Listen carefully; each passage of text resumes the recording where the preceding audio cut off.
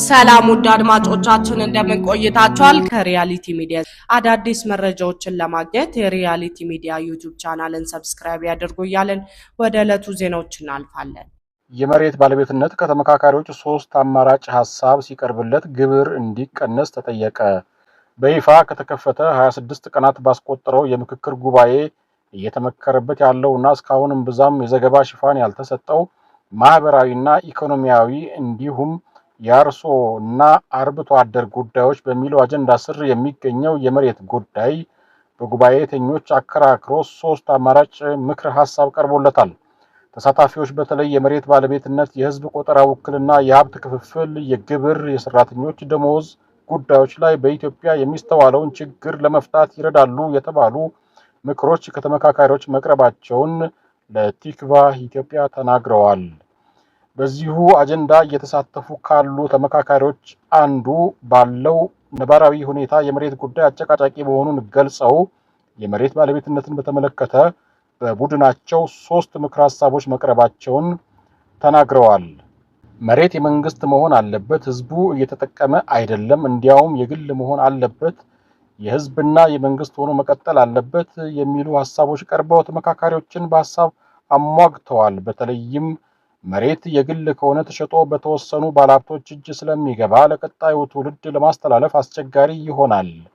የመንግስት ከሆነ ደግሞ ህዝቡ በመሬት የመጠቀም መብቱን ያጣል የሚለው በብርቱ ማከራከሩን ተሳታፊዎች ተናግረዋል። ባለው ሁኔታ መሬት የህዝብና የመንግስት ነው ቢባልም አንድ የመንግስት ባለስልጣን በፈለገው ጊዜ ከመሬት ተነሱ ስለሚል የህዝቡ መብት እየተከበረ አይደለም የሚል መከራከሪያ ሐሳብ እንደቀረበም ገልጸዋል። በኢትዮጵያ አርሶ አደሮች የሚያመርቱበት እና የከተማ ቦታ የሆነ የግል መሬት አርብቶ አደሮች በጋራ የሚጠቀሙበት የወል መሬት የወል የሚል እንደ መስቀል አደባባይ ያሉ የሃይማኖት መሬት፣ ጋራ፣ ደን፣ ወንዝ፣ የማዕድናት መሬቶች እንዳሉ በየፈርጁ ተጠቅሶ በተሳታፊዎች ከተመከረበት በኋላ ስላጠቃቀሙ ህግ መውጣት እንዳለበት ምክረ ሐሳብ መቅረቡ ተገልጿል።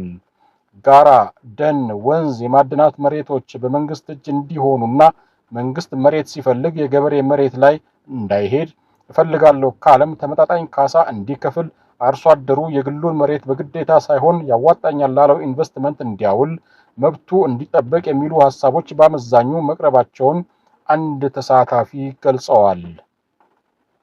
በዚህም መሬት የግል፣ የወል፣ የመንግስት እንዲሆን በዋናነት 3 ሐሳብ መቅረቡን፣ ይህ ሲሆን መሬት የግል ይሁን የመንግስት ይሁን በሚሉ ያከራከሩት ስጋት አዘል ሐሳቦች እንዲቀረፉ የህግ ማዕቀፍ እንዲኖር በ250 ቡድን መጠየቁን ሌላኛው ተሳታፊ ተናግረዋል።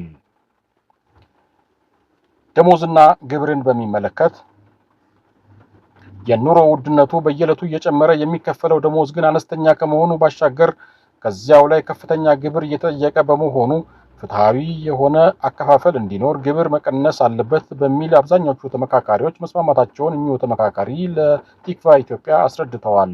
ዝቅተኛ ደሞዝ ወይም የታችኛው ወለል ተከፋዮች ከግብር ነፃ እንዲሆኑ፣ ሌላኛው ወለል ደግሞ የግብር መጠን እንዲቀነስ ምክረ ሐሳብ መቅረቡ ነው የተመለከተው። የሀብት ክፍፍል ከክልል ክልል የተለያየ መሆኑ ተወስቶ በተለይ የመሰረተ ልማት የኢንዱስትሪ ተደራሽነት ጉዳይ መሀል ሀገር ላይ ብቻ ሳይሆን ለሁሉም ክልሎች ፍትሃዊ በሆነ መልኩ እንዲዳረስ ከተሳታፊዎቹ ሐሳብ መቅረቡን ተሳታፊዎቹ ተናግረዋል። ለአርሶ አደሩ ፍትሃዊ ዘመናዊ የግብርና ግብዓት ተደራሽነት እንዲኖርም ተጠይቋል። ሌላው አጀንዳ ስር ያለው ተሳታፊዎችን በተወሰነ ደረጃ ለሐሳብ ሙግት የጋበዘው የህዝብ ቆጠራ ውክልና ጉዳይ ነው። በ1999 የተደረገው የህዝብ ቆጠራን በተመለከተ ሁለቱ ብሔረሰቦች በትክክል አልተቆጠርንም እንዳሉ ከተሳታፊዎቹ አንዱ ተናግረዋል።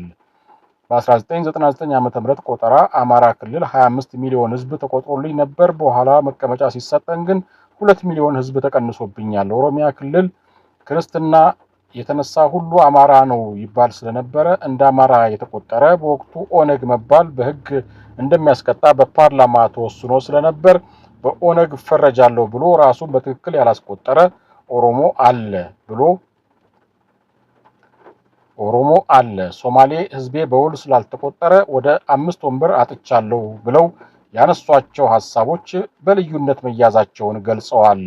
ህዝባችን በትክክል ስላልተቆጠረ ያጣነው በጀት አለ ካሳ ይከፈለን በሚል ከተሳታፊዎቹ በአንድ በኩል ተነስቶ ሁሉም ከሳሽ ከሆነ በቀጣይ ገለልተኛ በሆነ አካል ቆጠራ እንዲከናወን የሚል ሐሳብ ደግሞ በሌላ በኩል መንጸባረቁን ገልጸዋል። ተሳታፊዎች ያነሷቸው ሁሉም ምክረ ሐሳቦች በ250 ስልታዊ ቡድን ተነስተው ወደ 500 ቡድን የቀረቡና ገና ምክክር የሚሹ ያልተቋጩ ናቸው።